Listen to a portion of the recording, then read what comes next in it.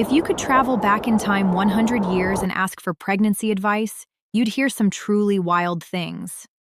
People would tell you to avoid looking at ugly things so your baby wouldn't be unattractive, or to drink a glass of stout every day for strength. We laugh at that now, right?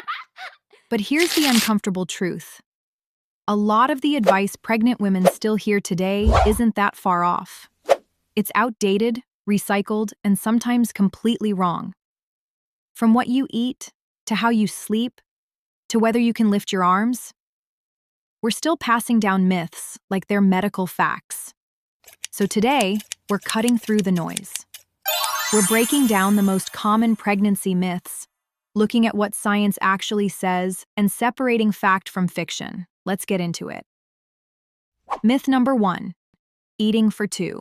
It sounds great in theory. Double the portions, double the desserts. But your body didn't actually sign up for that. Yes, you're growing another human, but in the early stages, that human is tiny. Like poppy seed tiny. It doesn't need an extra pizza. It needs nutrients. In the first trimester, you actually don't need extra calories at all. Second trimester, around 340 extra calories. That's like a snack, not a feast. Third trimester, about 450. Overeating doesn't make a stronger baby. It just increases the risk of complications like gestational diabetes. So the goal isn't more food, it's better food. Think quality over quantity. Myth number 2. This one sounds scary enough to stick. You've probably heard it. Don't reach up, or the umbilical cord will wrap around your baby's neck. But that's not how your body works. There's no connection between your arms and the umbilical cord. No pulley system. No invisible strings. The cord moves based on the baby's movements, not yours. And yes, sometimes the cord does wrap around the baby's neck. It's called a neutral cord, and it's actually pretty common and usually harmless. Doctors deal with it all the time, so go ahead, reach for the top shelf. Myth number 3. If only that were true. Morning sickness is one of the most misleading names ever created. For many people, it's not morning at all. It's all day. Sometimes all night. It's driven by pregnancy hormones, especially HCG, and those hormones don't care what time it is. You might feel sick at 7 a.m., or 7 p.m., or both. So if you're nauseous in the middle of the afternoon, nothing is wrong. You're not unusual. The name is just wrong. Myth number 4. For a long time, caffeine was treated like the enemy. No coffee, no tea, just exhaustion.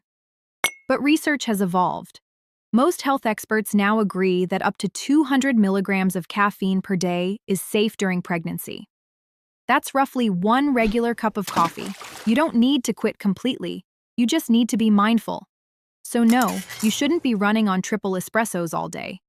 But you also don't have to suffer through your mornings half asleep. Moderation is the key. Myth number 5.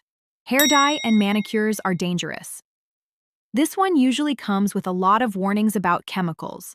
Yes, your skin absorbs things, but the amount absorbed from hair dye or nail products is extremely small. Most experts agree that getting your hair done is safe, especially after the first trimester. That early stage is when your baby's organs are developing, so some people choose to wait just to be extra cautious.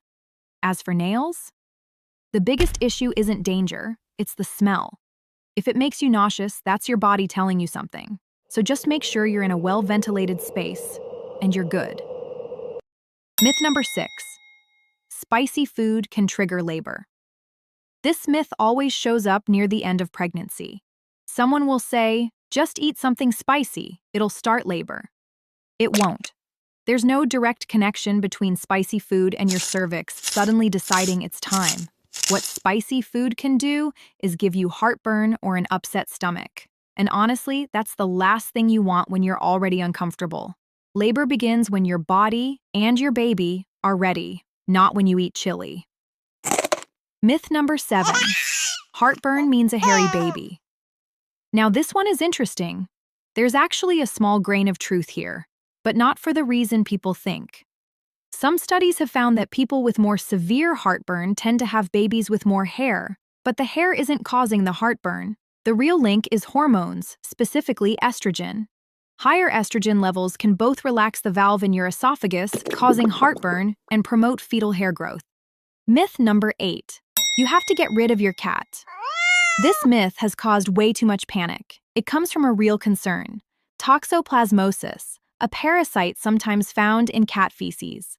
But here's what matters: you can't get it from petting your cat, or cuddling, or being near them. The risk is specifically from handling contaminated litter. So what's the solution? Simple: don't clean the litter box. Seriously, this is your official pass. Let someone else do it, wash your hands regularly, and you and your cat are perfectly fine. Myth number 9. Exercise is too risky. A lot of people treat pregnancy like a fragile condition. Like you should avoid movement, avoid effort, avoid anything that raises your heart rate. But for most people, exercise is actually one of the best things you can do. It helps with back pain, improves sleep, boosts mood, and can even make labor easier. The old rule about keeping your heart rate under a certain number? Outdated. The better guideline is simple: the talk test. If you can still carry a conversation while exercising, you're in a good range. So stay active. Within reason, your body benefits from it. At the end of the day, your body is far more capable than most of these myths give it credit for. A lot of what you'll hear during pregnancy isn't based on science. It's based on fear, tradition, or outdated information. So filter the noise. Trust reliable sources. Listen to your doctor. And most importantly, listen to your body. Now, I'm curious. What's the weirdest pregnancy myth you've been told? Drop it in the comments. I'm Stick Ma'am. Stay sane out there.